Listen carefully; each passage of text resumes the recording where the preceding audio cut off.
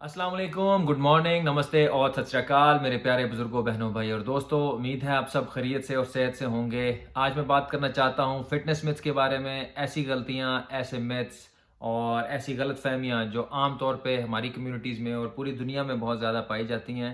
इन गलतियों की वजह से आपका वेट लॉस, आपके मसल गेन और इस तरह की चीज़ों में, आपकी फ़िटनेस जर्नी में आपको बहुत फ़र्क पड़ सकता है। तो आइए रिव्यू करते हैं कि ये गलतियाँ क्या हैं और इनको कैसे अवॉइड किया जाए।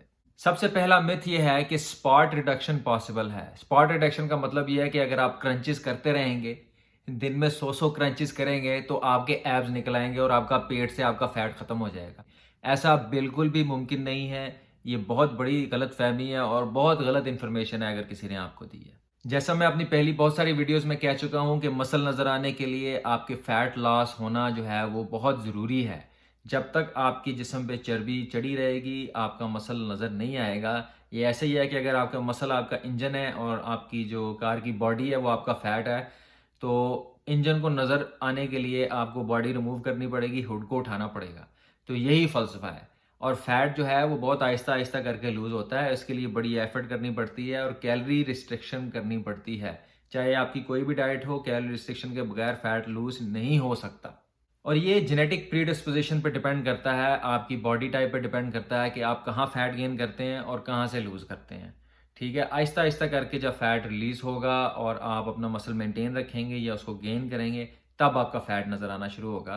अब ये बात करना छोड़ दें कि भई क्रंचेस कर के या सिर्फ़ डंबल उठा-उठा के आपके मसल नज़र आना शुरू हो जाएँगे।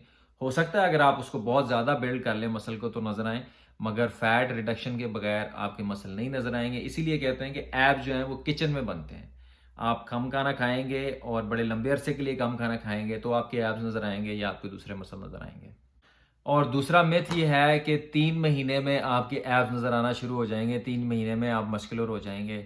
इतना शॉर्ट टर्म प्रोग्राम जो लोग बेचने वाले हैं या न्यूट्रिशनिस्ट हैं या फिटनेस ट्रेनर्स हैं या जो भी हैं, अगर आपको वो बताते हैं तो बिल्कुल गलत बताते हैं। अगर आपका बॉडी फैट परसेंट मतलब है 40% है और आप बहुत मोटे हैं, तो आपको काफ़ी लंबे अरसे के लिए कोशिश करनी पड़ेगी, अपनी बॉडी को एक ऐसी जगह पे लेके जाने के लिए जहाँ पे आप खुश हों। अगर आप पहले से बहुत फिट हैं मतलब मुझे भी अगर एब्स अपने निकालने हैं तो मुझे भी 3 से 4 महीने लगेंगे।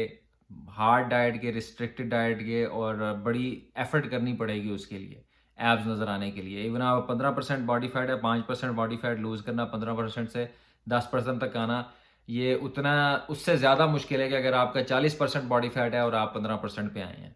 मगर इसका ये मतलब नहीं है कि आप डिसहार्ट हो जाएँ। इसका ये मतलब है कि 3 महीने में आप बहुत अच्छी प्रोग्रेस कर सकते हैं और अपना वज़न लूज़ कर सकते हैं। मगर ये रियलिस्टिक नहीं है कि 40% बॉडी फैट है या 25% बॉडी फैट है, उसको रिड्यूस करके आपने मतलब 3 महीने में 10% कर लिया। ये बगैर ड्रग्स के मुमकिन नहीं है, क्योंकि इसके साथ-साथ इस वेट लॉस जर्नी में अगर आप 3 महीने में 15% बॉडी फैट कम करने की कोशिश करेंगे, तो आपका बहुत सारा मसल भी लूज़ होगा। जिसकी वजह से फिर वो जब आप उस जगह पे पहुँच जाएँगे, तो आपके मसल या छोटे होंगे या नज़र नहीं आएँगे।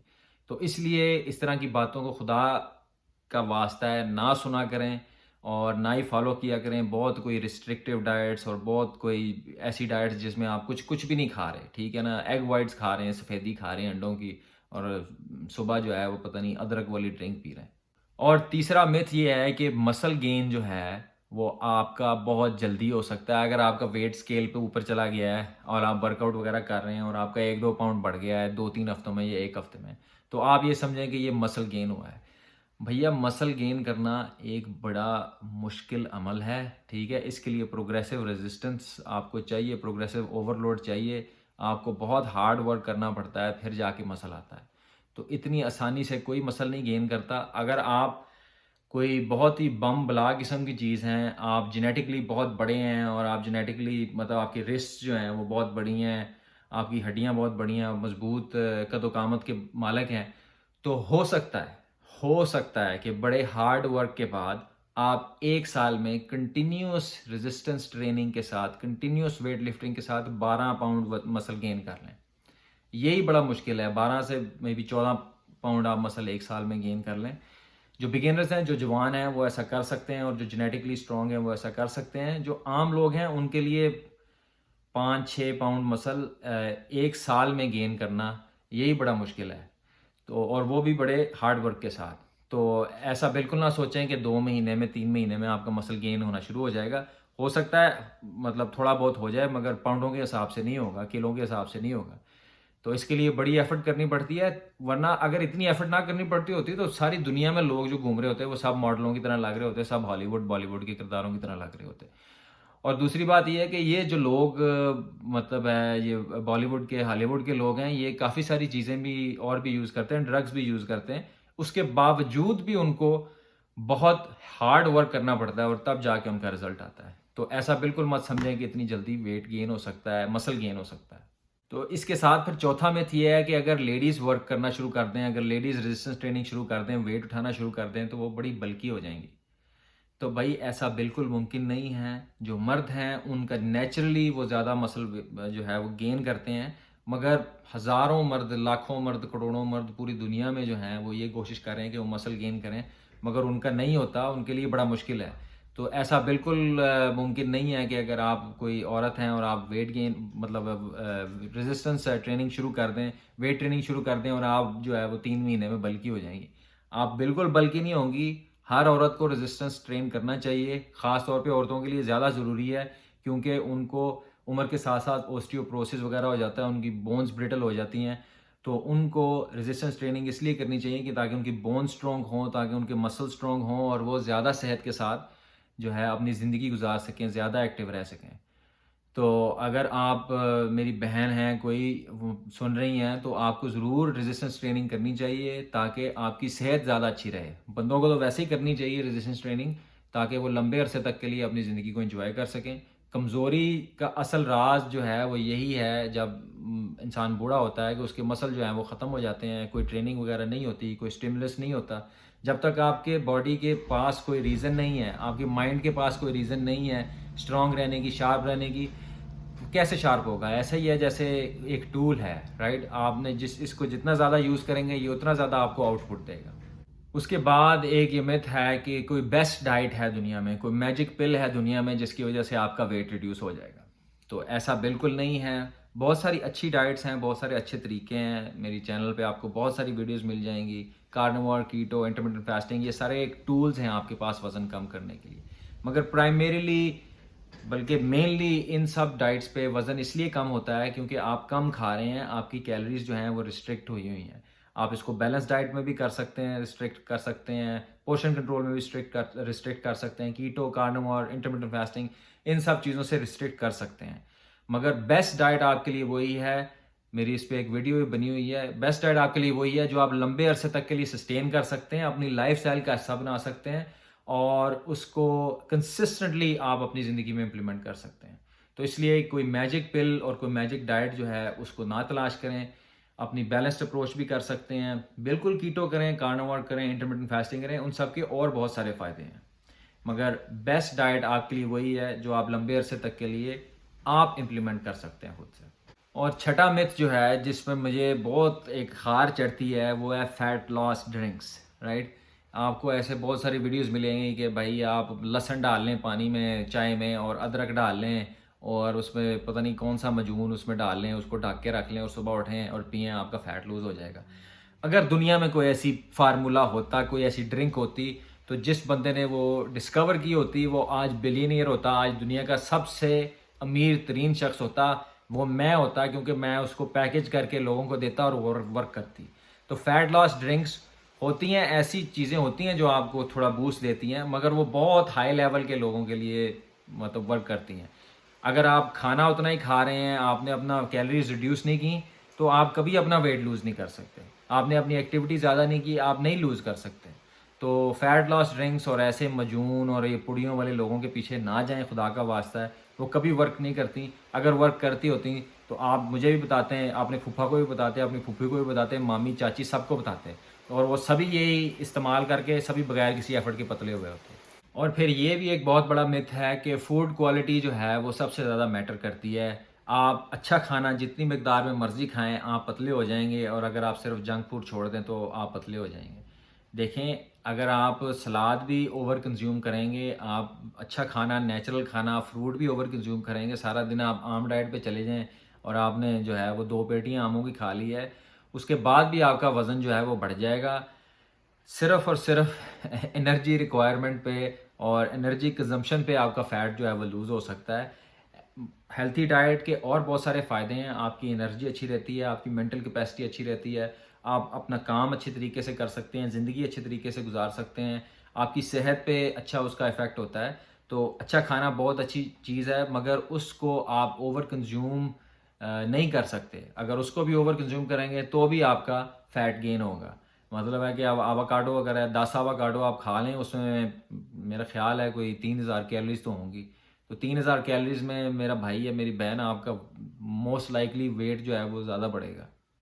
और उसके बाद एक मिथ ये है कि प्रोटीन खाने की वजह से किडनीज़ और लिवर वगैरह पे फ़र्क पड़ता है, उनको इफ़ेक्ट होता है। तो बिल्कुल ऐसी कोई बात नहीं है। प्रोटीन आपकी डाइट में प्रॉबली आपका सबसे ज़रूरी मैक्रोन्यूट्रिएंट है, उसको ज़रूर लेना चाहिए। और ख़ास तौर पे उन लोगों के लिए जो वेट लूज़ करना चाहते हैं, उनको अपनी प्रोटीन हाई रखनी चाहिए। जो मसल गेन करना चाहते हैं, उनके लिए तो बहुत एसेंशियल है प्रोटीन।